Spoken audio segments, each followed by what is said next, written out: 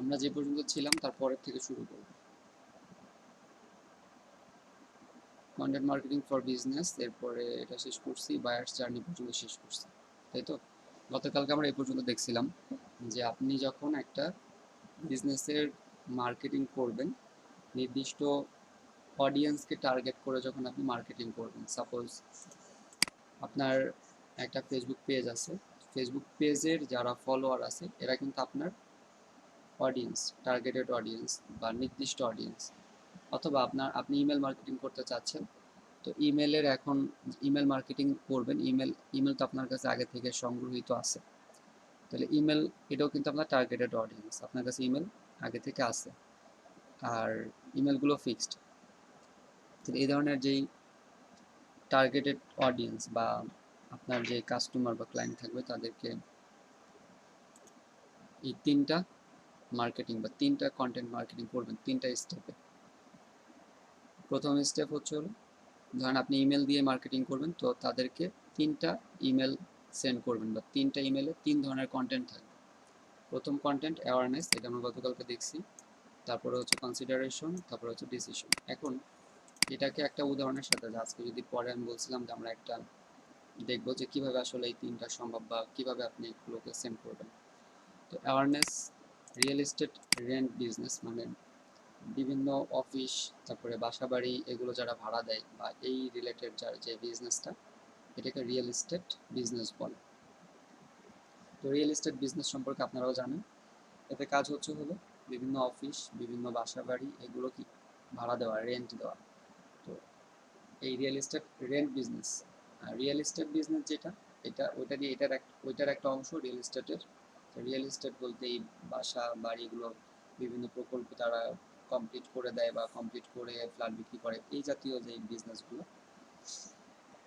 তো real estate rent business কারণ একটা কোম্পানি যারা বিভিন্ন ধরনের বাসা অথবা অফিস ভাড়া দিয়ে থাকে।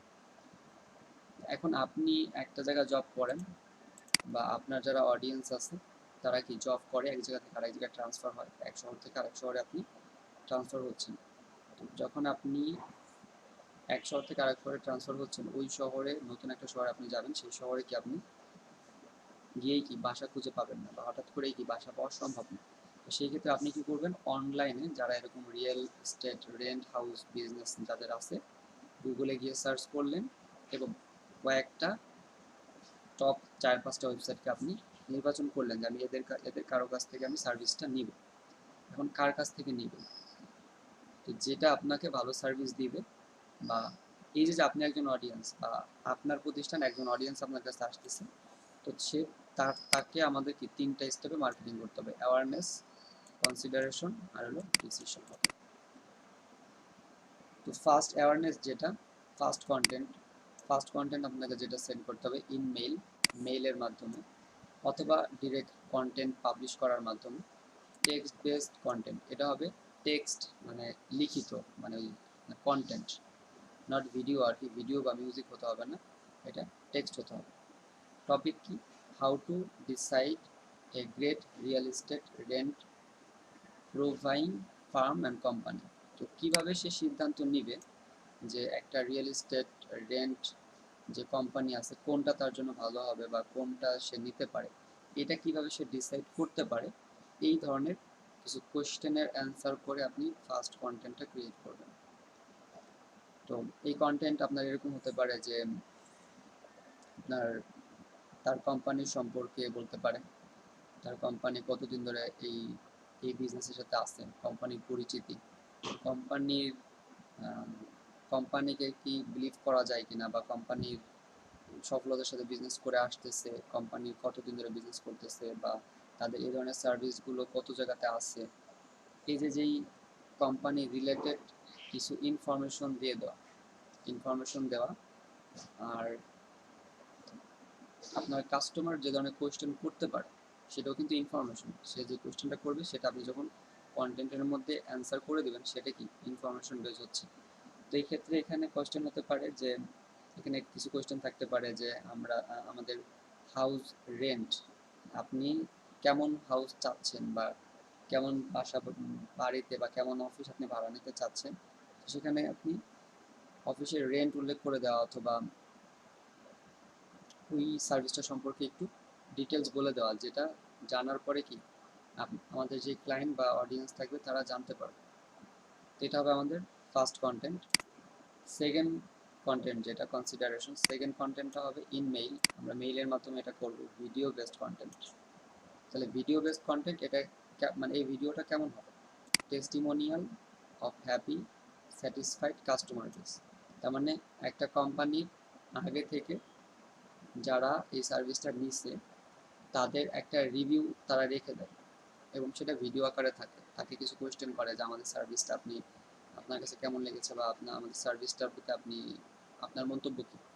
এই যে যেই রিভিউটা testimonial of happy and satisfied customer বলেই দিছে যে যারা হ্যাপি অ্যান্ড স্যাটিসফাইড, এই হ্যাপি এবং স্যাটিসফাইড কাস্টমারদের টেস্টিমোনিয়ালটা কি ভিডিও আকারে সেকেন্ড কন্টেন্ট আপনার অডিয়েন্সকে দেওয়া।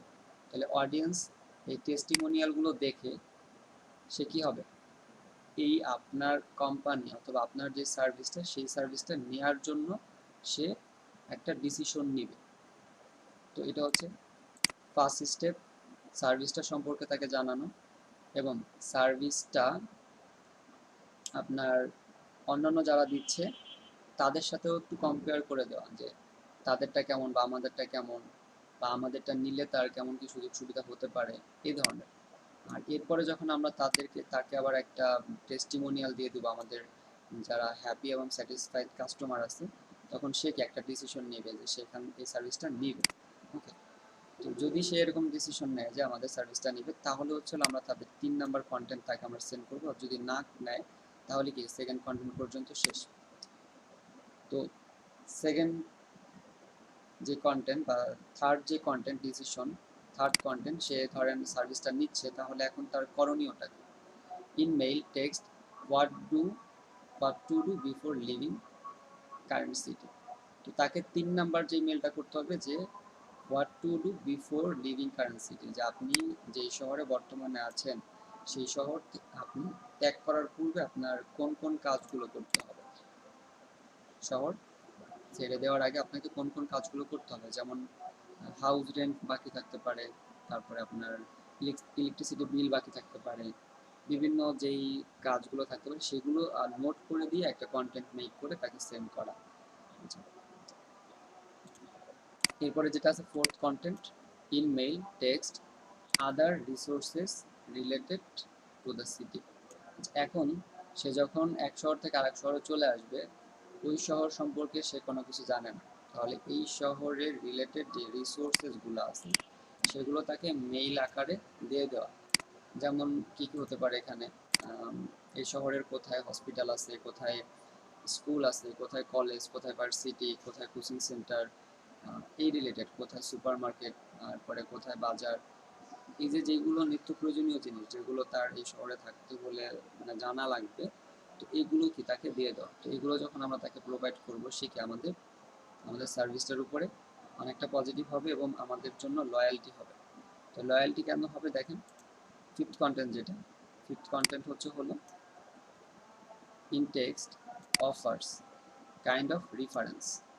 তো 5 নাম্বার যেই আমরা তাকে মেইলটা সেন্ড করব, এটা হলো তাকে একটা অফার সেন্ড করা। অফারটা কেমন হতে পারে, যে রিফারেন্স করা, মানে সে যদি কাউকে রিফারেন্স করে দেয়, সে যে সার্ভিসটা নিচ্ছে সে যদি এখন অন্য একজনকে এখানে রিফার করে দেয় যে আমি তাদের কাছ থেকে এই সার্ভিসটা নিয়েছি, তুমি তাদের কাছ থেকে এই সার্ভিসটা নিতে পারো, তাহলে সে রিফার করে দিবে এবং তার রিফারের মাধ্যমে একজন ব্যক্তি তাদের এই কোম্পানির কাছ থেকে কি সার্ভিসটা নিবে। তাহলে যে রিফার করে দিল, আর এই রিফারের কারণে কি ওই আগের যে ক্লায়েন্ট সে একটা কমিশন পায়। তাহলে এটা তার জন্য একটা অফার, যে কোনো একটা সার্ভিস সে যদি 10,000 টাকায় সেল করে দেয় তাহলে আপনি 10% পাবেন অথবা 5% পাবেন, 500 টাকা, 1,000 টাকা। তো এই যে তাকে আমরা একটা আমাদের সাথে আবার কি বিজনেস করারও সুযোগ দিয়ে দিচ্ছি। এখান থেকে আমরা কি পাবো, একই সাথে লয়্যালটি মেম্বার পাবো। সে এরকম তার যত পরিচিতি আছে যারা এরকম এই সার্ভিসটা নিবে, বা যে কোনো সার্ভিসের ক্ষেত্রে আমরা বলি, যেমন ডিজিটাল মার্কেটিংয়ের ক্ষেত্রে যদি আমরা বলি যে ধরেন আপনারা একটা পেইড কোর্স করতেছেন, কোর্স করা কমপ্লিট, আপনারা আমাদের উপর স্যাটিসফাইড যে আপনারা এখান থেকে কিছু শিখছেন। এখন আপনাদের যদি আমি একটা অপরচুনিটি দেই যে আপনারা এখানে যেভাবে শিখছেন, এখন আপনারা চাইলে এখানে শেখাতেও পারেন এবং আপনি এখান থেকে এখানে অন্যান্য স্টুডেন্টদেরকে রিফার করে আপনি একটা কমিশন নিতে পারেন। আচ্ছা, এটা কিন্তু আপনারা করবেন, কারণ আপনি কি আমাদের সার্ভিসের উপরে স্যাটিসফাইড যদি হন। আর যদি মনে করেন যে না, সার্ভিসই পছন্দ হয় নাই বা আপনি এখান থেকে তেমন কিছু শিখতে পারেননি, তখন আপনি কিন্তু লয়্যালটি না। বিজনেস আপনার ওই গতকালকে বলছি লয়্যালটি মেম্বার যদি থাকে তাহলে কি সেই বিজনেস সামনে রান করতে পারে, অথবা লয়্যালটি যদি না হয় তাহলে বিজনেস ক্ষতির মধ্যে চলে যায় এবং একসময় দেখা যায় যে কি বিজনেসটা বন্ধ হয়ে গেল। তো যখন আপনি এই সার্ভিসটাকে পছন্দ করবেন তখন আপনি আরেকজনকে এখানে রিফার করবেন, এখানে আপনারও কি হচ্ছে একটা কমিশন যাচ্ছে।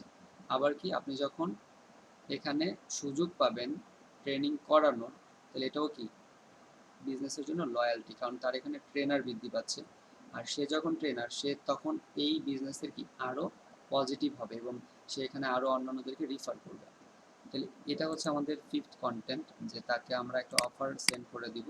এই অফারটা হবে হলো তাকে একটা কমিশন দেওয়ার, যে আপনি যদি এখানে আমাদের কাউকে রিফার করে দিতে পারেন আপনি এভাবে একটা কমিশন পাবেন। আসলে এখানে একটা থিম তুলে ধরা হয়েছে যে রিয়েল এস্টেট রেন্ট বিজনেস, তারা যদি কন্টেন্ট মার্কেটিং করে তাহলে তারা এই থিমে করবে বা এই থিমে করবে। এটা যেমন প্রথম দিকে তারা কোন ধরনের কন্টেন্ট দিবে, সেকেন্ড তারা কোন ধরনের কন্টেন্ট দিবে, তারপরে যখন ডিসিশন মেকিং হয়ে যাবে তখন কোন ধরনের কন্টেন্ট দিবে। এবং প্রত্যেকটা দেখেন এই যে লাস্টের যেই তিনটা কন্টেন্ট, এই তিনটা কন্টেন্টই কি আপনার যারা ক্লায়েন্ট তাকে লয়্যালটি হতে সাহায্য করবে। যেমন আপনি যদি তাকে একটু এভাবে বলে দেন যে আপনি এই শহর ত্যাগ করার পূর্বে কী কী করবেন, তাহলে আপনি যখন তাকে এক স্মরণ করাই দিচ্ছেন যে আপনি এই কাজগুলো শহর থেকে করে যান, না হলে আপনার জন্য পরবর্তীতে সমস্যা হতে পারে, তাহলে এই মেম্বার, এই অডিয়েন্স আপনার প্রতিষ্ঠানের প্রতি কি কৃতজ্ঞ থাকবে বা আপনার প্রতিষ্ঠানের একজন লয়্যালটি মেম্বার হয়ে যাবে। এরপরে যখন অন্য শহরে গিয়ে সে কী করবে জানে না, কিন্তু আপনি তাকে যদি গাইডলাইন দিয়ে দেন তাহলে কি সে আপনার জন্য লয়্যালটি মেম্বার। এরপরে আবার তাকে অফারও সেন্ড করতেছেন। তাহলে এই যে লাস্টের তিনটা কন্টেন্টই হলো তার জন্য পজিটিভ, মানে এভরিথিং তার জন্য কি এই কন্টেন্টের মধ্যে পজিটিভ, যে এটা তার লাভ হচ্ছে, এখানে তার কোনো লস নেই। তাহলে এইভাবে আপনার কন্টেন্টগুলোকে সাজানো, আপনি যে মার্কেটিং করবেন। এখানে এমন না যে এখানে রিয়েল এস্টেটে আপনাকে বোঝানো হলো আপনি এইভাবে চিন্তা করবেন। আপনি আপনার মতো চিন্তা করেন, আপনি কোন সার্ভিসের মার্কেটিং করতে চাচ্ছেন, ওই সার্ভিসটাকে তিনটা স্টেপে নেন। তো মূল থিম হচ্ছে তিনটা স্টেপ। একটা হলো সার্ভিসটা সম্পর্কে মানুষকে আপনার জানাইতে হবে। 2 নাম্বার স্টেপে কি করতে হবে, এই সার্ভিসটা নিয়ে যারা সফল হয়েছেন তাদের রিভিউ তুলে ধরতে হবে, বা এই সার্ভিসটা নিয়ে আপনি কতটুকু সফল হতে পারবেন এটা তুলে ধরতে হবে। 3 নাম্বারে হলো তাকে ডেমো দিতে হবে। তাকে ডেমো মানে আপনি তাকে এই কোর্সটার একটা অফার দিয়ে দিতে পারেন যে এই কোর্সের মূল্য হচ্ছে 10,000 টাকা, বা এই প্রোডাক্টের মূল্য 10,000 টাকা, আপনাদের অফার চলতেছে, আপনি এখন নিলে 5,000 নিতে পারবেন। দেখুন বেশিরভাগ মার্কেটিংই এভাবে চলতেছে। সাপোজ একটা প্রোডাক্টের দামই হচ্ছে 5,000 টাকা, কিন্তু সে জানে যে আমি যদি এখানে একটা অফার সিস্টেম করে দেই তাহলে কি আমার জন্য অনেক বেশি সেল হবে। সে তখন কি করলো, ওই প্রোডাক্টটার দাম ধরলো 7,000 টাকা। এরপরে সে বলল যে আমার এখানে 30% ছাড় চলতেছে, 30% ছাড়, এটা এতদিন পর্যন্ত চলবে, আপনি অফারটা নিয়ে নেন। 7,000 টাকার প্রোডাক্ট পাচ্ছেন 5,000 টাকায়, কিন্তু মূলত তার প্রোডাক্টের দাম কিন্তু 5,000 টাকাই। 7,000 টাকা সে করছে, 2,000 টাকা সে লেস দিবে জাস্ট তার মার্কেটিংয়ে পজিটিভের জন্য, যাতে সে তার সেল যাতে বৃদ্ধি পায়। তাহলে এই ক্ষেত্রে মূল কন্টেন্ট মার্কেটিংয়ের থিম হচ্ছে আপনি যে কোনো কন্টেন্ট মার্কেটিং করেন না কেন আপনাকে এই তিনটা স্টেপ, এটাকে ফানেল বলে, কন্টেন্ট মার্কেটিংয়ের funnel. First step awareness, second step consideration, third step decision making content. আপনি যেভাবে করেন, আপনার যদি তিনটা কন্টেন্টই যদি টেক্সট হয় তাহলে তিনটাকে আপনি টেক্সট আকারে সাজান। আর যেমন আপনি এখানে ভিডিও রিভিউ ডেমোটাকে আপনি ভিডিও কন্টেন্ট করতে পারেন। তারপরে বিভিন্ন অ্যান্সার টাইপের কোয়েশ্চেন সেটাকে আপনি কি করতে পারবেন, আপনি টেক্সট করতে পারবেন। মূলত কন্টেন্ট মার্কেটিং এর কন্টেন্টগুলো দুই ধরনের হয়, একটা হচ্ছে ইনফরমেশনাল কন্টেন্ট আর একটা হচ্ছে প্রমোশনাল কন্টেন্ট। প্রমোশনাল মানে তো বুঝিনি, প্রমোট করা মানে কোনো একটা পণ্যের প্রমোট করা। আমরা যে ইউটিউবে বা বিভিন্ন ট্র্যাডিশনালি যে আমরা অ্যাডভার্টাইজমেন্টগুলো দেখি টিভি চ্যানেলে, রেডিওতে, বিভিন্ন ব্যানারে, পোস্টারে, যে অ্যাডগুলো দেখি, দেখবেন বেশিরভাগ অ্যাডই হচ্ছে হলো প্রমোশনাল অ্যাড। প্রমোশনাল অ্যাড মানে তারা কোনো কিছুর একটা বিজ্ঞাপন করতেছে, কোনো কিছুকে প্রমোট করতেছে সেল বৃদ্ধি করার জন্য। আপনি এখন টিভি ছাড়েন, টিভিতে যে অ্যাডগুলো দেখতে পারবেন সবই হচ্ছে প্রমোশনাল অ্যাড। বাট এই আমরা যে কন্টেন্ট মার্কেটিং করবো এটাও কিন্তু একটা অ্যাড, কিন্তু আমাদের অ্যাডটা হয় দুই ধরনের, একটা হচ্ছে হলো ইনফরমেশনাল আর একটা হচ্ছে প্রমোশনাল। তাহলে টিভিতে দেখবেন ইনফরমেশনালও কিছু অ্যাড দেয়, যেমন ধরেন এই যে কোভিড-19 করোনার যেই উপসর্গ বা করোনা থেকে আপনি কিভাবে নিজেকে রক্ষা করবেন, কিভাবে সচেতন থাকবেন, এই ধরনের এই কিছুদিন ধরে এই ধরনের কি প্রত্যেকটা কোম্পানি, প্রত্যেকটা সার্ভিস প্রোভাইডার যারা আছে তারা কি করতেছে, এই কোভিড-19-এর সচেতনতামূলক কিছু ইনফরমেশন কন্টেন্ট মেক করে তারা কি করতেছে, অ্যাডভার্টাইজমেন্ট করতেছে। তাহলে এই ক্ষেত্রে তারা কিন্তু এটাকে প্রমোশন অ্যাড না, এটা হচ্ছে ইনফরমেশনাল অ্যাড। তাহলে আমরা যেগুলো দেখি, যেমন গ্রামীণ ফোন, ফোন রিসিভ করলে আমরা কাউকে কল দিলে তারা আমাদেরকে একটা ইনফরমেশনাল কন্টেন্ট দিচ্ছে। তাহলে এগুলো হলো ইনফরমেশনাল কন্টেন্ট। আর একটা হচ্ছে হলো প্রমোশনাল কন্টেন্ট, মানে কোনো একটা পণ্যকে প্রমোট করা। তাহলে নেক্সট স্টেপে আমার এখানে যেটা আমি রাখছি সেটা হচ্ছে হলো এই দুইটা কন্টেন্ট সম্পর্কে, যে ইনফরমেশনাল কন্টেন্ট কোনগুলা আর হচ্ছে ডিসিশন মেকিং কন্টেন্ট কোনগুলা। তো কন্টেন্ট মার্কেটিংয়ে আপনাকে ইনফরমেশনাল কন্টেন্ট রাখতে হবে হচ্ছে হলো 80%। যদি বলি যে আপনি ইনফরমেশনাল কন্টেন্ট কতটুকু রাখবেন কন্টেন্ট মার্কেটিংয়ে, সেটা হচ্ছে 80% রাখতে হবে আপনার informational content. Decision making content রাখতে হবে 20%। ডিসিশন অর এটাকে প্রমোশনাল বলতে পারেন, ডিসিশন আর প্রমোশনাল কন্টেন্ট, ডিসিশন আর প্রমোশনাল কন্টেন্ট, এটা মেকিং দরকার নেই। ডিসিশন মেকিং, এটা ডিসিশন মেকিং এখানে দিতে পারি আমরা, decision making or promotional content. তো এই কন্টেন্ট এটা এই ক্ষেত্রে আপনাকে যেটা বেশি করতে হবে সেটা হলো আপনাকে এরকম থাক ইনফরমেশনাল কন্টেন্ট গুরুত্ব দিতে হবে বেশি। যখন আপনি ইনফরমেশনাল কন্টেন্ট বেশি অ্যাড করতে পারবেন তখন আপনার সেলের পরিমাণ বৃদ্ধি পাবে। আর ডিসিশন মেকিং অথবা প্রমোশনাল কন্টেন্ট আপনাকে ইউজ করতে হবে কম একটা কন্টেন্টের মধ্যে। তাহলে ইনফরমেশনাল কন্টেন্ট কোনগুলো, বা একটা ইনফরমেশনাল কন্টেন্ট বলতে আমরা কি বুঝি? একটা হচ্ছে হলো provide an overview of the topic. তাহলে আপনি যেই টপিকের কন্টেন্ট ক্রিয়েট করতেছেন সেই কন্টেন্টের একটা ওভারভিউ মেক করা।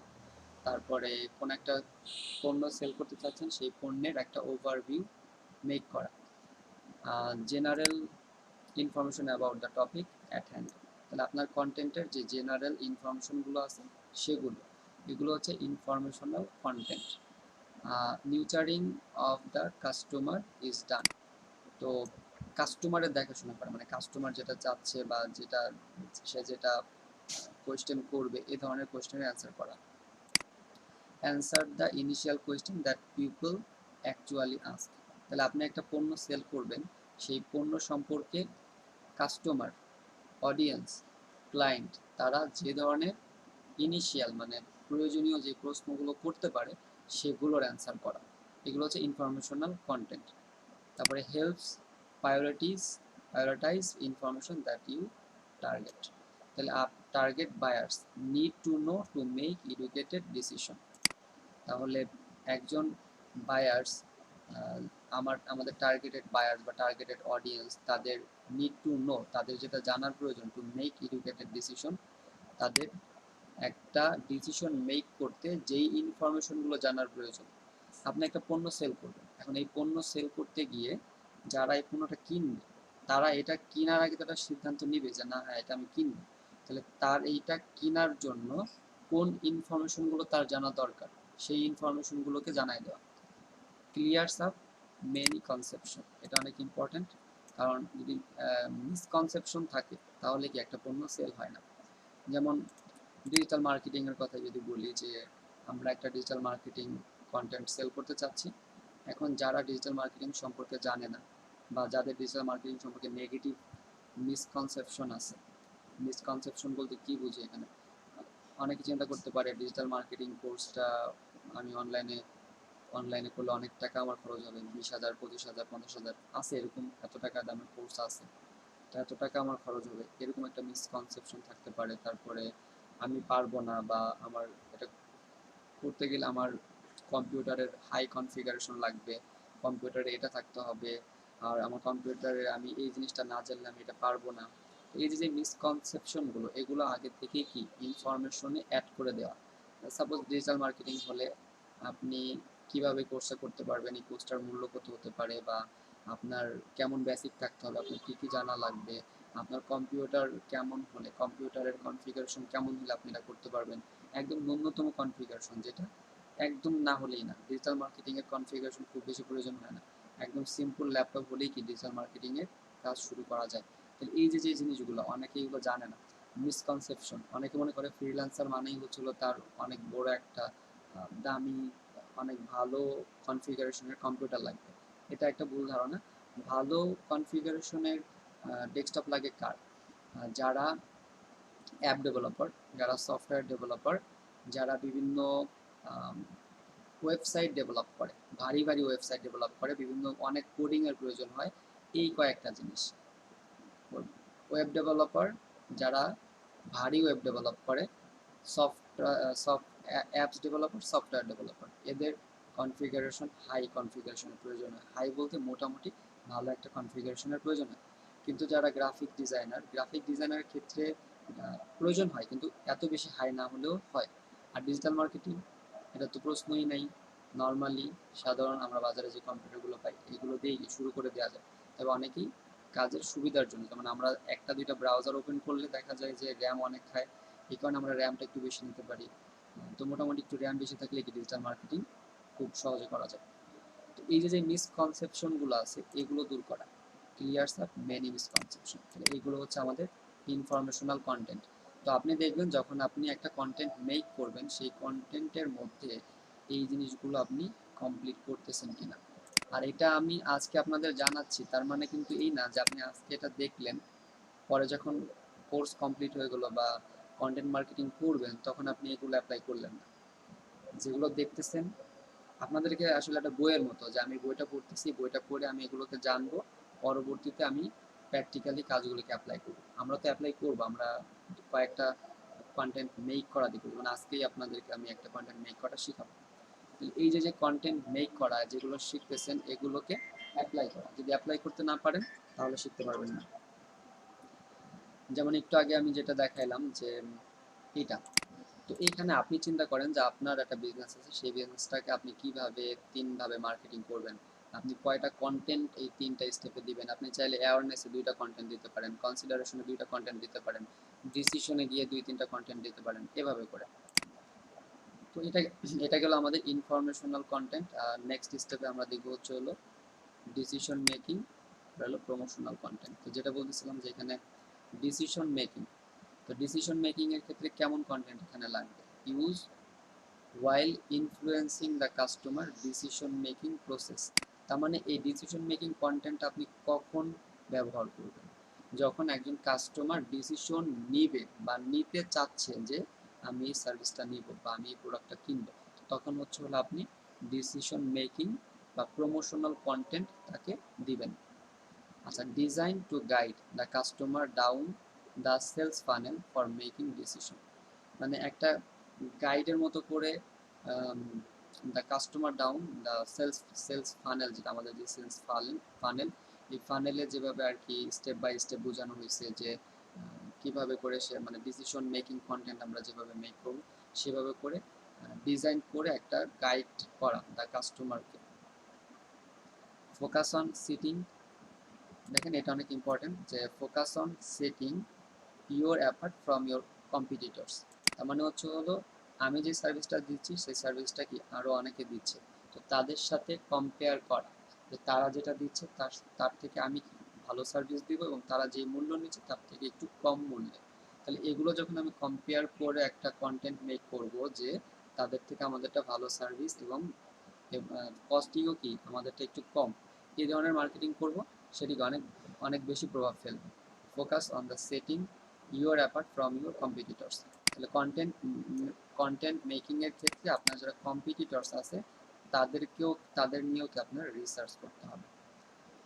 Consider offering A free trial if it applies to your product or service. আচ্ছা, এখানে বলছে যে আপনাকে ফ্রি একটা ট্রায়াল দিতে হবে। ফ্রি ট্রায়াল কন্টেন্ট মিন হলো কেমন, যে আপনি একটা পণ্য সেল করতে চাচ্ছেন, সেক্ষেত্রে আপনি তাকে প্রথমে একটা পণ্য ফ্রিতে দিলেন, যে সে ব্যবহার করুক, যেটা কেমন, ব্যবহার করার পরে সে যদি চিন্তা করে যে না এটা ভালো, তার পরবর্তীতে কি সে আপনার কাছ থেকে ওই প্রোডাক্টটা, ওই সার্ভিসটা নিবে। অথবা ফ্রি ট্রায়াল দিতে পারেন এইভাবে, যেমন ধরেন একটা ডিজিটাল মার্কেটিং কোর্সের কথাই বলি, আপনি কোর্স করাতে চাচ্ছেন, এখন আপনি বললেন যে আমরা 2টা ক্লাস ফ্রিতে করাবো।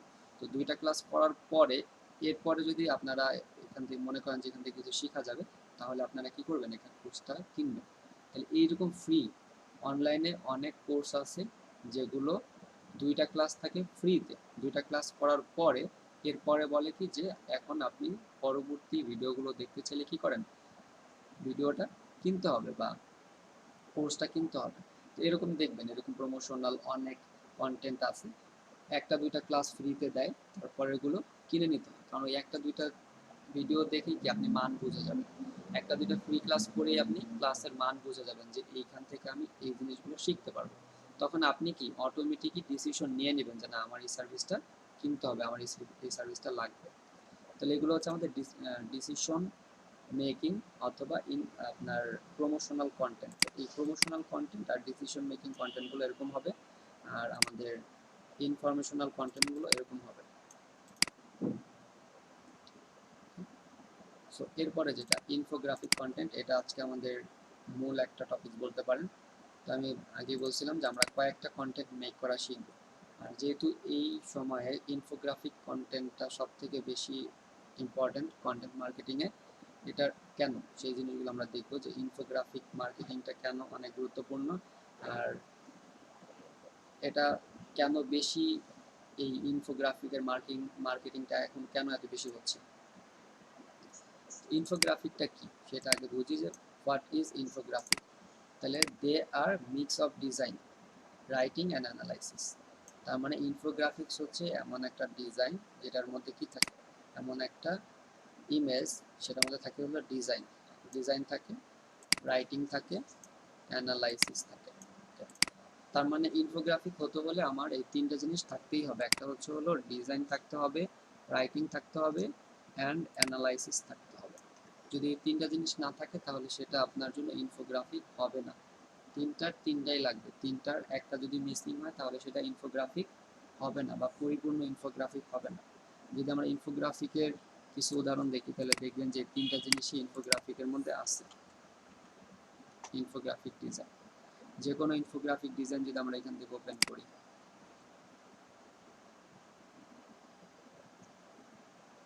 যেটাই ওপেন করবেন এখানে দেখেন প্রত্যেকটা ইনফোগ্রাফিক, এটা দেখেন, এটা দেখলে সহজে বুঝতে পারবেন। তাহলে এটা একটা ইনফোগ্রাফিক। প্রথমে দেখেন এখানে ডিজাইন আছে কি, এটা একটা মোবাইল, এই উপরে একটা কালার, নিচে এতটুকু আর একটা ব্যাকগ্রাউন্ড কালার, এখানে যে বিল্ডিং এর কিছু ইমেজ, এখানে দেখেন এই যে একটা ডিজাইন, এই যে ডিজাইনগুলো আছে। তো আগে দেখেন এখানে ডিজাইন আছে, সহজ কথা, তো ডিজাইন আছে। সেকেন্ডটা কি ছিল, রাইটিং। আমাদের সেকেন্ড অপশন এখানে রাইটিং আছে, অনেক কিছু লেখা আছে, তো এটাও আছে। 3 নাম্বার অপশনটা কি, অ্যানালাইসিস মানে হচ্ছে হলো আপনার কি করা, বিশ্লেষণ করা বা বুঝতে পারা, ডেটা থাকা, ইনফরমেশন থাকা, এরকম। মানে এই এই জিনিসটা দেখে, ইনফোগ্রাফিক দেখে সে যেন এই ইনফোগ্রাফিকটাকে অ্যানালাইসিস করতে পারে। এমন আপনি করলেন যে ডিজাইন করলেন, সেখানে রাইটিংও দিলেন, বাট ডিজাইন দ্বারাও সে কিছু বুঝতে পারলো না, আপনার রাইটিং দ্বারাও কি সে কিছু বুঝতে পারলো না, তাহলে কিন্তু হবে না। তার মানে কি ডিজাইনও থাকতে হবে, ডিজাইন রাইটিং, সেটা কি অ্যানালাইসিস হতে হবে, সেটা যেন মানুষ বুঝতে পারে। তো এইখানে দেখেন যেগুলো লেখছে সুন্দরভাবে, এটা টাইটেল, এরপরে সে ডিসক্রিপশন করছে, বোঝা যাচ্ছে এটা টাইটেল, এখানে ডিজিটাল কিছু লেখছে এখানে, এবং চিত্র দিয়ে বোঝাই দিচ্ছে। তো এগুলো হচ্ছে হলো আপনার ইনফোগ্রাফিকের মধ্যে আমার এই 3টা জিনিস অবশ্যই থাকতে হবে। যখনই আপনি একটা ইনফোগ্রাফিক ক্রিয়েট করবেন, আপনার মাথায় থাকবে যে এখানে আমার একটা ডিজাইন দিতে হবে, রাইটিং করতে হবে, এবং রাইটিংগুলো অ্যানালাইসিস হতে হবে, ইমেজের সাথে ডিজাইনের সাথে রাইটিং কি হতে হবে, অ্যানালাইসিস হতে হবে, আমি রাইটিং যেই টপিকগুলো তুলে ধরতেছি সেটা যেন অ্যানালাইসিস হয়। ক্লিয়ার? তো why infographics in content marketing strategy, ইনফোগ্রাফিকটা কেন কন্টেন্ট মার্কেটিং স্ট্র্যাটেজির মধ্যে কেন ইনফোগ্রাফিক বা কেন গুরুত্বপূর্ণ? এক নম্বর, এটা অ্যাট্রাকটিভ, এটা কি আকর্ষণীয়, এটা অ্যাট্রাকটিভ, মানুষকে অডিয়েন্সকে আমাদের যারা কাস্টমার থাকবে তাদেরকে অ্যাট্রাক্ট করবে এটা। তারপরে ইজিলি স্ক্যান অ্যান্ড ভিউ, সহজে এটা কি বোঝা যায়, সহজে আমাদের ভিউ হয়। যেমন এটা দেখেন, এটা সাপোজ আপনি ব্রাউজিং করতেছেন, সব কন্টেন্ট সব কিছু কি লেখা, হঠাৎ করে যখন এরকম একটা ইমেজ আপনার সামনে পড়বে তখন আপনি কি করবেন, স্টপ হয়ে যাবেন, আপনি দেখবেন ইমেজটা যে ইমেজে কী কী করছে। তো ইমেজে সহজে এটা সম্পর্কে একটা আইডিয়া চলে আসে, যেখানে কী কী লেখা আছে একদম অল্প সময়ে বোঝা যায়।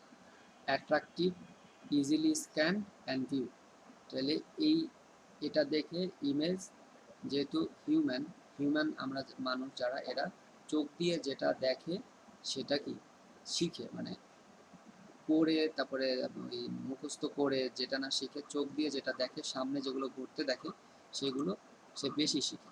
তো এই কারণে ইজিলি স্ক্যান অ্যান্ড ভিউ, একটা ইনফোগ্রাফিক থেকে আপনি যতটুকু শিখতে পারবেন, ওই ইনফোগ্রাফিকের ডাটাগুলো যদি আপনাকে লিখে দেওয়া হয়, যেমন এখানে যদি লিখে দেওয়া হয়, ওই ক্ষেত্রে আপনার যতটুকু সময় লাগবে, কিন্তু এটা যদি ইনফোগ্রাফিক আকারে দেওয়া হইতো তাহলে সেটা আপনি কি ওইটার থেকে এটা আগে বেশি শিখতে পারতেন।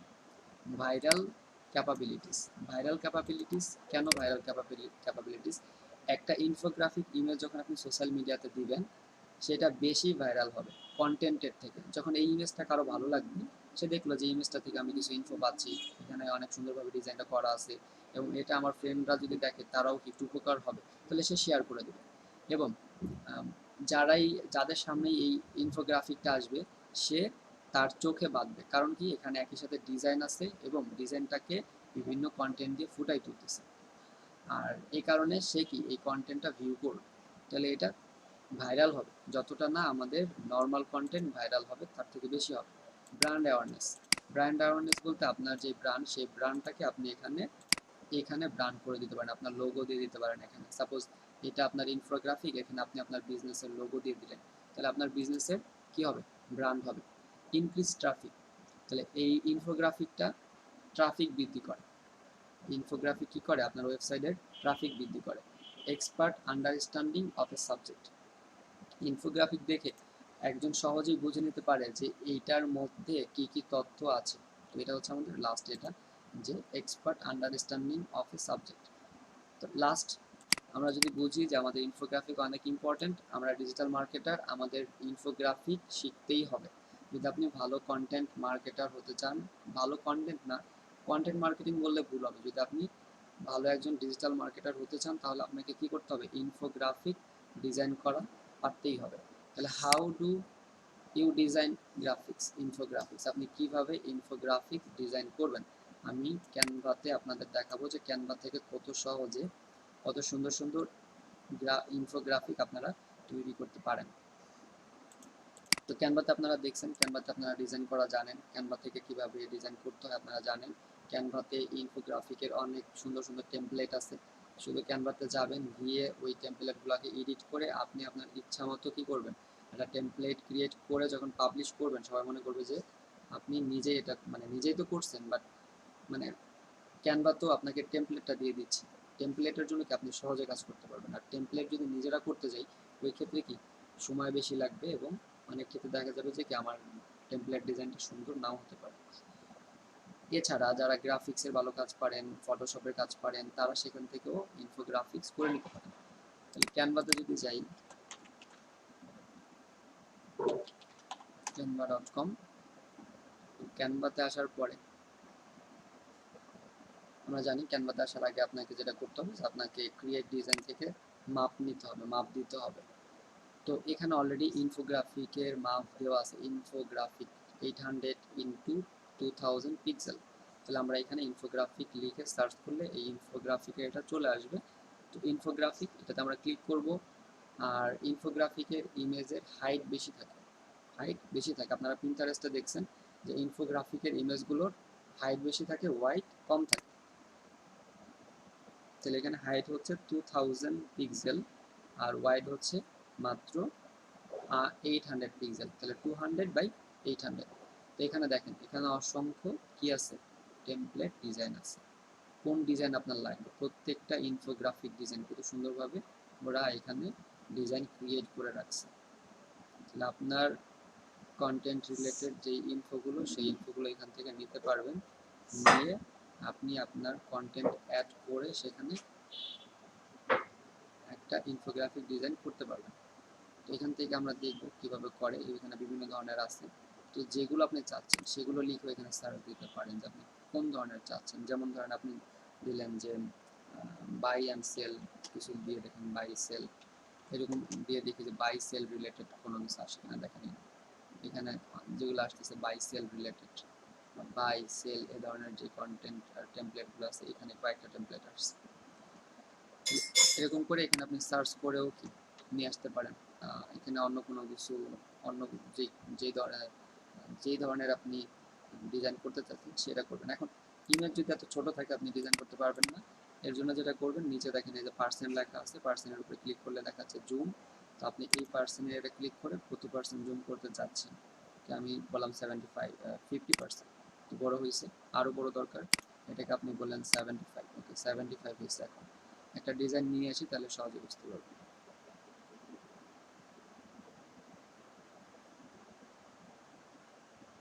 আমরা এটা দেখি যে এটা কি বলছে। তো এটা আমাদের ডিজাইন, এটাকে আমরা এডিট করব। এটাকে যদি আমরা জুম আউট করে দেখি 25, তাহলে এটা এরকম, যেহেতু আমাদের হাইট বেশি। এবং এটাকে আমরা ডিজাইন যখন করবো, এটাকে আমরা একটু জুম করে নিব, 75 করে নিতে পারেন। করে এখানে দেখেন কি ঠিক আছে। তাহলে আপনার এখানে জাস্ট ওরা একটা টেমপ্লেট করে দিয়েছে, অনেক সিম্পল একটা টেমপ্লেট। এই টেমপ্লেটটা সহজেই করা যায়। বড় করে একটা ইমেজ নিয়ে এক একটা পার্ট এখানে আলাদা করা, এবং এখানে বৃত্ত, এই যে এলিমেন্টস থেকে কিছু বৃত্ত নিচ্ছে, প্রত্যেকটা এই যে প্রথমে বৃত্ত, তারপরে কি একটা ইমেজ। এই ইমেজটা হচ্ছে হলো পিএনজি ইমেজ। এটা চাইলে আপনি এটা দেখে নিজেই করতে পারেন। এই এলিমেন্টস থেকে এই যে বৃত্তগুলো নিচ্ছে, এই বৃত্তগুলোকে ছোট করছে এবং সবগুলা বৃত্ত সাইজ একবারে নিয়ে নিচ্ছে, যাতে সবগুলা বৃত্ত কি হয়, সমান হয়। এই বৃত্তটা নিচ্ছে, বৃত্তর কালারটা আছে, এটা আমরা একটু বড় করে দিই। আচ্ছা, বৃত্তর কালারটা এরকম রেড করে দিয়েছে এখানে এসে, এখন এটার মতো হয়ে গেল। এটা হলো, এখন আমরা কি এখানে একটা ইমেজ নিয়ে আসছে, গুগলে গিয়ে একটা, এটা যে টপিক সেই টপিকের একটা ইমেজ নিয়ে আসছে। তো আমরা যেটা করবো, এই ডিজাইনটা যখন করতে যাব, তখন আমরা কি দিব, যেমন ডিজিটাল মার্কেটিং। তাহলে আমরা যদি এখানে বলি যে আমরা এটা ডিজিটাল মার্কেটিং কোর্স ক্রিয়েট করতে চাচ্ছি, আর ডিজিটাল মার্কেটিং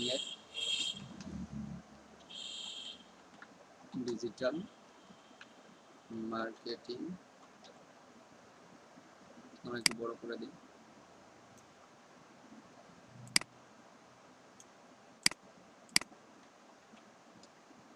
আচ্ছা, এটাকে একটু ছোট করে দিই, তাহলে হবে 67 আছে, আপনি এটাকে 60 করে দেন, 64 করে দেন, তাও হয় না। ওকে, তাহলে এটাকে আমরা 56 করে দিই, আর একটু বাড়ি 60 দেওয়া যায়, 60 দিয়ে দিই। এরপরে আমরা এখানে ডিজিটাল মার্কেটিং স্ট্র্যাটেজি লিখে দিই, ডিজিটাল মার্কেটিং স্ট্র্যাটেজি। তো এটাকে আমরা মাঝখানে রেখে দিই, এটাকে গিয়ে পজিশন থেকে এটাকে আমরা বলতে পারি সেন্টার, গ্রুপ করা এরকম। তাহলে এটা হলো আমাদের ডিজিটাল মার্কেটিং স্ট্র্যাটেজি। এখন আমরা এখানে লিখতে পারি যে হোয়াট ইজ ডিজিটাল মার্কেটিং, এটা আমরা লিখতে পারি। কারণ সিম্পল কোশ্চেন, যদি আপনি এখানে আসেন ডিজিটাল মার্কেটিং স্ট্র্যাটেজি, তাহলে প্রথমে আপনাকে উত্তর দিতে হবে যে what is digital marketing strategy. তাহলে এখানে আপনি যেটা করবেন, ডিজিটাল মার্কেটিং স্ট্র্যাটেজিটা কি। তাহলে digital marketing strategy is a process that how to marketing in online. আপনি কিভাবে অনলাইনে মার্কেটিং করবেন সেটার একটা প্রসেস। তাহলে digital marketing strategy is the process of online marketing. আমরা এতটুকু লিখে দিতে পারি যে digital marketing strategy is the digital marketing is the process of online marketing। এই যে দিলাম, এটাকে আপনি আরো ডিটেলসে লিখবেন ডিজিটাল মার্কেটিং স্ট্র্যাটেজি সম্পর্কে, অথবা যদি এটা আমাদের শুধু ডিজিটাল মার্কেটিং হয়, তাহলে ডিজিটাল মার্কেটিং কাকে বলে, এবং এটা কি কি সেগুলো লিখবেন। এখন দেখেন আমাদের ডিজিটাল মার্কেটিং এর এক একটা প্রসেস আমরা জানি। এখানে আমরা এটাকে এডিট করে এখানে প্রথমে লিখলাম সার্চ ইঞ্জিন অপটিমাইজেশন।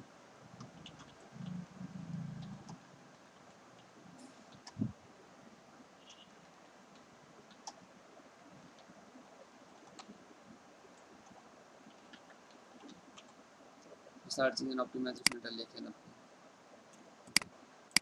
এখানে আপনি লিখে দেন সার্চ ইঞ্জিন অপটিমাইজেশনটা কি সেটা আপনি এখানে লিখে দেন। এখানে আমরা সার্চ ইঞ্জিন অপটিমাইজেশনের একটা কি নিয়ে আসতে পারি, লোগো নিয়ে আসতে পারি। তো যদি এখানে আমরা সার্চ ইঞ্জিন অপটিমাইজেশন একটা লোগো নিয়ে আসি, যেটা এসইও, এটা এসইওর একটা আমরা পিএনজি ফাইল নিয়ে আসি, এসইওর পিএনজি ফাইল। এখানে অসংখ্য এসইওর পিএনজি ফাইল পাবেন, এর মধ্যে থেকে একটা, অবশ্যই সেটা পিএনজি হতে হবে, পিএনজি না হলে রেড কালার পিছনে থাকবে না।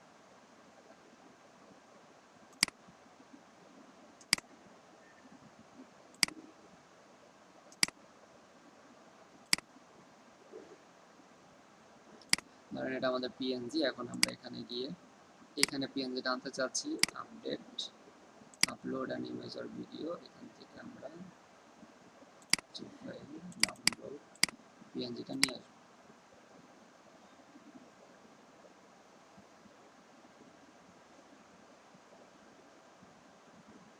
তো এটাকে আমরা এখন নিব, যেটা পিএনজি না এটাও প্রবলেম। পিএনজি হলে পরে পিছনের এই কালারটা থাকবে না, পিএনজি ফাইল কি হবে, পিছনের এই কালারটা থাকবে না। পিএনজি দিলে ব্ল্যাক কালার, জাস্ট এই যে যেমন দেখতে পাচ্ছেন এরকম পিছনের ব্যাকগ্রাউন্ড থাকবে, জাস্ট ইমেজটা শো করবে।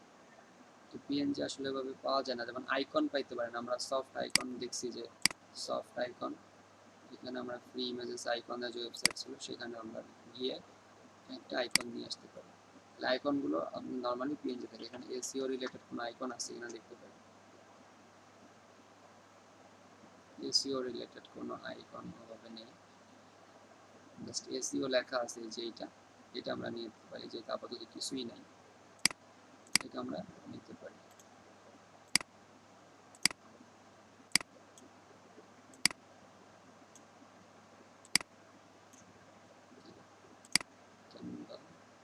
ড্রাগ করে এখানে ছেড়ে দিই।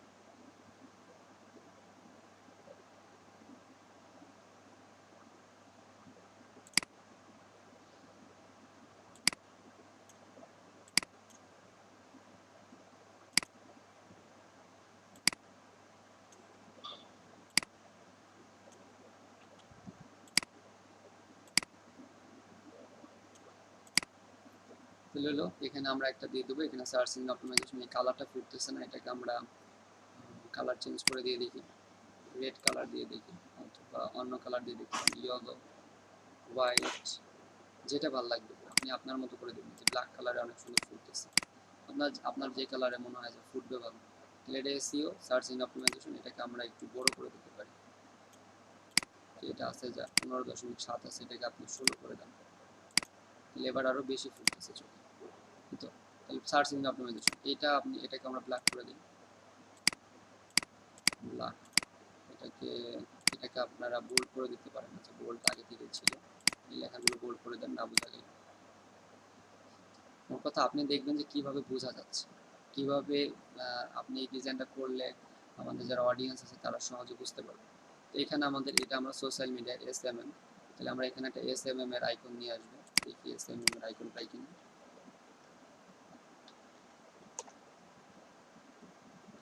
সোশ্যাল মিডিয়ার অনেক আইকন এখানে আছে, এখান থেকে আমরা একটা আইকন নিয়ে নিতে পারি।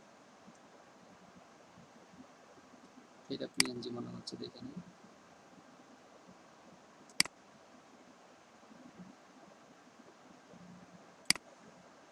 এটা পিএনজি ফাইল হতে পারে, জেপিজি।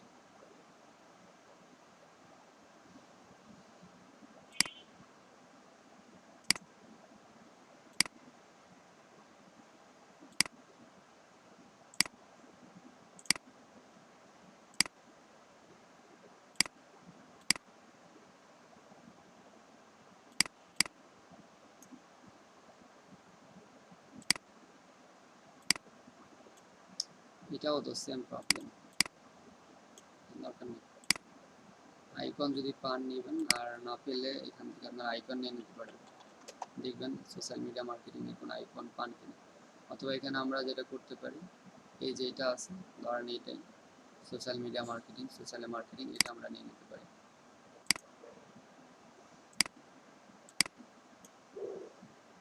এরপরে ডিজাইনে চলে আসবেন, এটাকে টেনে এখানে ছেড়ে দিবেন।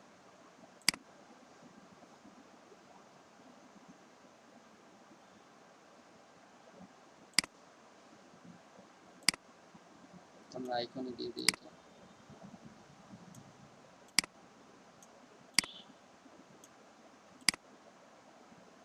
তাহলে এটা আমরা নাম দিতে পারি সোশ্যাল মিডিয়া মার্কেটিং।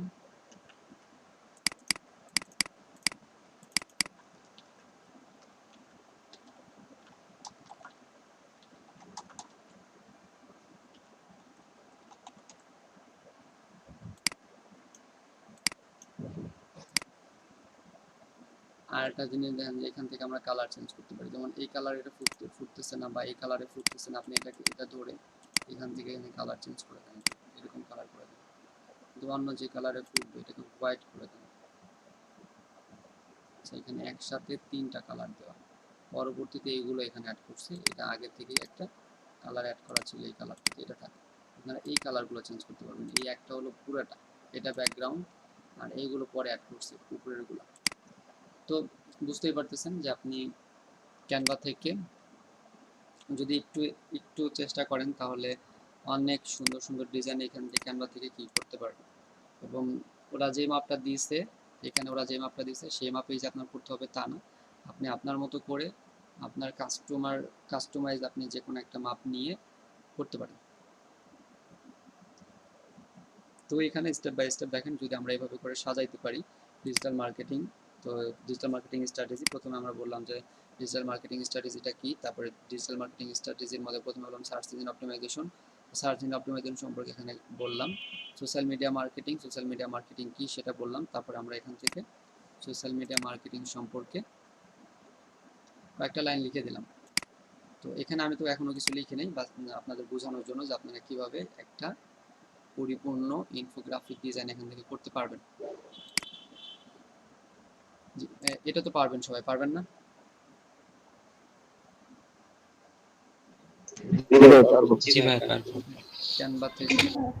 ক্যানভা থেকে আপনাদের আজকের হোম টাস্ক থাকবে যে আপনারা এখান থেকে পাঁচটা বেশি হয়ে যাবে, হয়তো অনেক পারবেন না, 3টা করবেন, 3টা টেমপ্লেট ডিজাইন করবেন। সেটা হলো 3টা ইনফোগ্রাফিক, 3টা টপিক্সের উপরে। আর এখন আপনারা ক্যানভাটা ওপেন করেন, ক্যানভা ওপেন করে এটা একটু কাজ করবেন। আর যারা নামাজ পড়তে চাচ্ছেন নামাজ পড়ে নেবেন, নামাজের শেষে আমরা যদি সম্ভব হয় আরেকটা টপিক দেখব।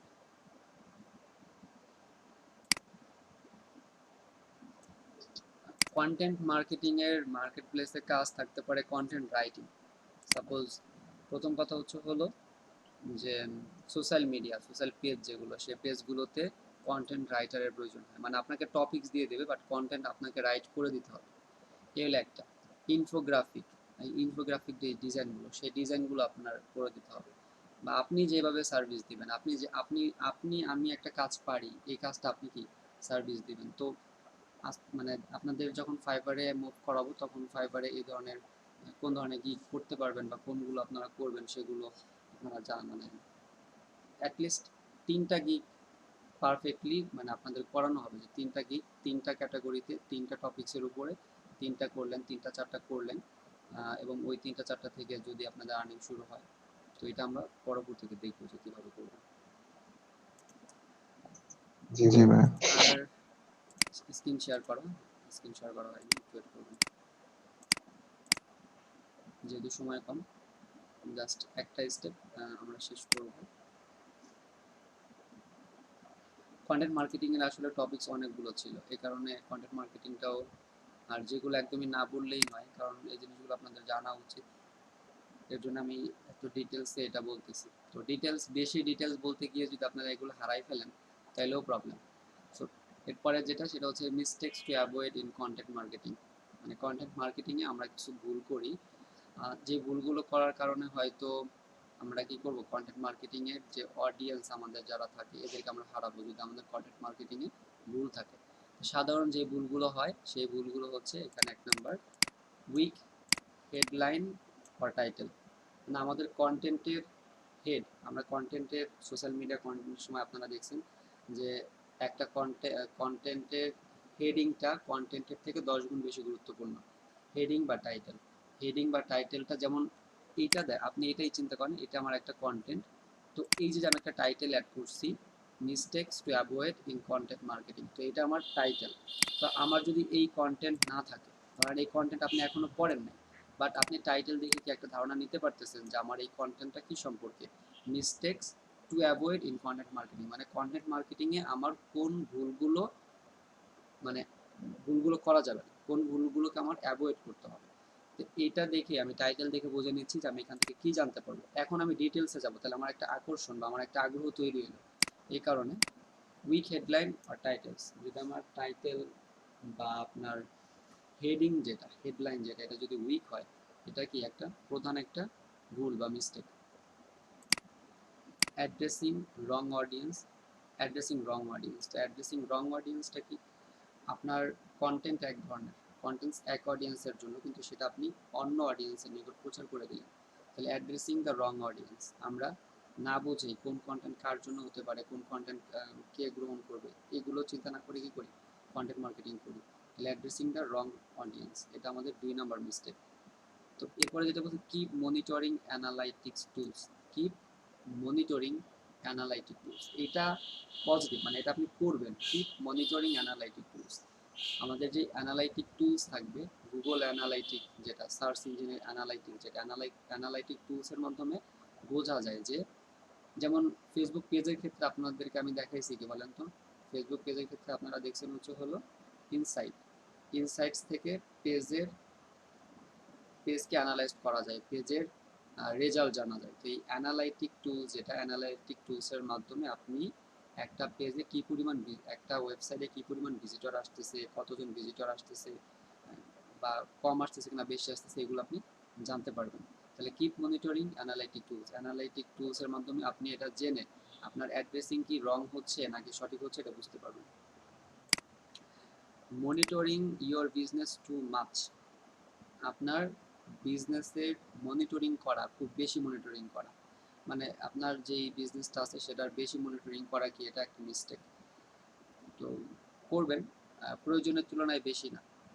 Focusing, focusing on quantity, focusing on quantity, আমার একটা পেজ আছে বা একটা ওয়েবসাইট আছে, তো সেখানে আমি আমি কোয়ান্টিটির উপর ধ্যান দিচ্ছি, মানে কোয়ান্টিটি, যে আমার ওয়েবসাইটে কতগুলো পোস্ট আমি করলাম, কয়টা কন্টেন্ট আমি পাবলিশ করলাম, এই জিনিসগুলোর ফোকাস কমানো, মানে বেশ কোয়ান্টিটিটা এখানে গুরুত্বপূর্ণ না। আপনি একটা পোস্ট করেন বাট ওই একটা কন্টেন্ট যেন পারফেক্ট হয়। এখন আপনি চিন্তা করলেন যে না, যেমন ব্লগ সাইটের কথা বলি, ব্লগ সাইটে আমরা যখন কাজ করব, আপনাদেরকে একটা টার্গেট দেওয়া হবে যে নেক্সট 25 ডে প্রতিদিন আপনি একটা করে কন্টেন্ট টার্গেট নেন, অথবা এই কোর্স আরও 1 মাস হবে, এই 1 মাসের মধ্যে আপনি 25টা কন্টেন্ট মেক করবেন, 25টা কন্টেন্ট আপনাকে পাবলিশ করবেন। তো এখন আপনার মাথায় যদি এরকম ঢুকে যায় যে আমার 25টা কন্টেন্ট যেমন কমপ্লিট করতেই হবে, নাহলে আমি আমার ব্লগ সাইটটাকে কি মনিটাইজেশন করাইতে পারবো না, তো এরকম যদি চিন্তা করেন তাহলে হবে না। আপনাকে ফোকাস করতে হবে হলো কোয়ালিটির উপর, আপনার কন্টেন্টের কোয়ালিটি যেন ভালো থাকে। ফোকাসের কোয়ান্টিটি বাড়াইতে যায়, কোয়ালিটি কি হারায় যায়, কোয়ালিটি থাকে না। তো ফোকাসিং অন কোয়ান্টিটি, এটা একটা মিস্টেক, আমাদের কোয়ান্টিটির উপরে ফোকাস করা যাবে না, ফোকাস করতে হবে হচ্ছে কোয়ালিটির উপর। Failing on monitoring on your campaign, তো আমরা যে ক্যাম্পেইনগুলো করি সেই ক্যাম্পেইনে ফেল হয়ে যাওয়া, ফেল, ওই ক্যাম্পেইনটাকে আমরা সঠিকভাবে মনিটরিং করতে পারি না, এটা একটা mistake. Failing on monitoring on your campaign, আপনি যখন একটা কন্টেন্ট ক্রিয়েট করবেন সেই কন্টেন্ট কি একটা ক্যাম্পেইন তো করবেন। ক্যাম্পেইন বলতে আমরা কি বোঝাচ্ছি, যে একটা কন্টেন্ট মেক করছি, সেই কন্টেন্টটা আমরা বিভিন্ন সোশ্যাল মিডিয়াতে, ওয়েবসাইটে, ইউটিউবে দিলাম, তাহলে এই যে আমরা এতগুলো ক্যাম্পেইন ক্রিয়েট করলাম, এই সবগুলো ক্যাম্পেইনের মনিটরিং করা যে কোথায় কীভাবে কী হচ্ছে। Lakh, lack of content diversity, তো লাক অফ কন্টেন্ট ডাইভার্সিটি কি, কন্টেন্টের বৈচিত্র্যতা বা কন্টেন্টের ভিন্নতা না থাকা বা অভাব, লাক অফ মানে তো অভাব, তো লাক অফ কন্টেন্ট ডাইভার্সিটি কন্টেন্টের ভিন্নতার অভাব বা কন্টেন্টের বৈচিত্র্যতার অভাব, এটা আমাদের একটা মিস্টেক। কন্টেন্টে আমরা ভিন্নতা তৈরি করি না, অন্যরা যেভাবে দিচ্ছে সেভাবে দিয়ে দিই। ল্যাক হবে, এল এ হবে। জি, এটা আমার মিস্টেক হয়েছে। মানে লাক এই যে অটো কারেকশন অনেক সময় নিয়ে নেয়, এটা এখানে ওইখান থেকে মিস্টেক হতে পারে। তো লাক অফ কন্টেন্ট ডাইভার্সিটি, তো এখানে আমরা কন্টেন্টের মধ্যে কি বৈচিত্র্যতা আনি না। মানে অন্যরা যেভাবে একটা কন্টেন্ট মেক করছে, তো আমরা মনে করি ওইটাই বেস্ট বা ওইভাবে আমরা করে দিই। আপনি বৈচিত্র্য আনার চেষ্টা করবেন। অন্যরা যেভাবে করছে ওইটা তো মার্কেট অলরেডি আছে, কিন্তু এখন আপনি যখন একটু বৈচিত্র্যভাবে আনবেন, তখন কি সেটা বেশি ভালো হবে। Distributing content without a clear purpose. আপনি কন্টেন্টের মার্কেটিং করেন কি কোনো ক্লিয়ার পারপোজ ছাড়া, যে আমি কোনো কিছু কোনো একটা কন্টেন্ট মার্কেটিং করে দিলাম, এই ক্ষেত্রে আমার কোনো ক্লিয়ার পারপোজ থাকে না, সঠিক কোনো উদ্দেশ্য থাকে না যে আমি কেন এটা করলাম বা কাদেরকে টার্গেট করে আমরা করলাম। তো এটাও একটা মিস্টেক। আপনি যখন কোনো একটা কন্টেন্ট মেক করবেন, আপনার একটা টার্গেট থাকবে যে এই কন্টেন্টটা আমি এদেরকে উদ্দেশ্য করে করছি, এটা এরকম একটা ক্লিয়ার পারপোজ থাকতে হবে। তো আরেকটা বড় ভুল এটা, এটা যারা এসইও এক্সপার্ট আছেন তারা এই জিনিসটা ভালো বেশি করেন, বা যারা এসইওর কাজ করে তারা এটা বেশি করে, বা যারা ব্লগ সাইটে কাজ করবে তারা চিন্তা করে যে আমি কেমন ব্লগ লিখলে সার্চ ইঞ্জিনে আমারটা শো করবে। তো এটা হচ্ছে আরেকটা mistake, writing for search engine. মানে আমি কন্টেন্ট তৈরি করছি সার্চ ইঞ্জিনের জন্য, যে সার্চ ইঞ্জিন বলছে এভাবে লিখলে পরে কি হবে, আমার কন্টেন্টটা সার্চ র্যাঙ্কিংয়ে আসবে। তো এটা এরকম যদি করে লিখি, তাহলে সেটা আমাদের সার্চ ইঞ্জিনের জন্য হলো, এটা আমাদের অডিয়েন্সের জন্য হলো না, নট হিউম্যান। তাহলে writing for search engine not human, তো আমরা এখানে সার্চ ইঞ্জিনের জন্য লিখবো না, আমরা লিখবো কার জন্য, হিউম্যানের জন্য, অডিয়েন্সের জন্য। কারণ যদি অডিয়েন্স পছন্দ করে তাহলে সেটা আপনি সার্চ ইঞ্জিনে র্যাঙ্ক হয়ে যাবে। Not proof reading, not proof reading, এটা মানে আমাদের আমরা যেটা লিখতেছি সেটা কি রিডিং যোগ্য, বা এটা কি মানে পড়ার যোগ্য এরকম কিনা, মানে পড়া যাবে কিনা, বা প্রুফ রিডিং কিনা, এই জিনিসটা। তো নট প্রুফ রিডিং, আমাদের যে কন্টেন্টগুলো মেক করি সেটা অনেক সময় দেখা গেলো কি সেটা মানে প্রুফ রিডিং না, বা সেটা সহজে পড়া যায় না, এই জিনিসগুলো। তো সেটা যেন সহজলভ্য হয়, সহজে যেন মানুষ বুঝতে পারে, সহজে পড়তে পারে, এই মিস্টেকগুলো আমাদের হয়। তো কন্টেন্ট মেকিংয়ের সময় এই জিনিসগুলো আপনার টার্গেটে রাখতে হবে। যেমন আপনার কন্টেন্ট, একটা কন্টেন্ট যখন মেক করবেন, কন্টেন্টের প্রথমে একটা ইমেজ থাকতে পারে, কন্টেন্টের মাঝে একটা ইমেজ থাকতে পারে, শেষে আর একটা ইমেজ থাকতে, মানে 2-3টা করে ইমেজ আপনার একটা কন্টেন্টের মধ্যে থাকতে পারে। তারপরে হেডিং, হেডিং থাকতে হবে। তো হেডিং আর হলো টাইটেলস। তো টাইটেলস তো আমার শুরুতে থাকবে, এটা যেমন একটা হেডিং, এটা হেডিং, আর এটা হচ্ছে আমার টাইটেল। তো হেডিং টাইটেল এই জিনিসটা আপনাদের আমি গুগল ডক্সেও দেখেছি, যে হেডিংটা টাইটেলটা হচ্ছে আমার মূল, আর হেডিংটা হচ্ছে আমি মাঝে মাঝে বিভিন্ন লেখার মধ্যে একটা প্যারা, একটা প্যারাকে আলাদা করার জন্য কি আমরা হেডিং ইউজ করি। এই হেডিং এক জিনিস, টাইটেল এক জিনিস, এই দুইটা কি উইক করা, এই দুটো যেন উইক না হয়, অবশ্যই strong heading strong title use করতে হবে। তো এরপরে আর দুই একটা জিনিস আছে, তারপরে আমাদের কন্টেন্ট মার্কেটিং শেষ হবে। আর কন্টেন্ট মার্কেটিং এর ব্লগ ক্রিয়েট করার পরে ব্লগে আমরা প্রপারলি একটা দুইটা কন্টেন্ট মেক করা শিখবো।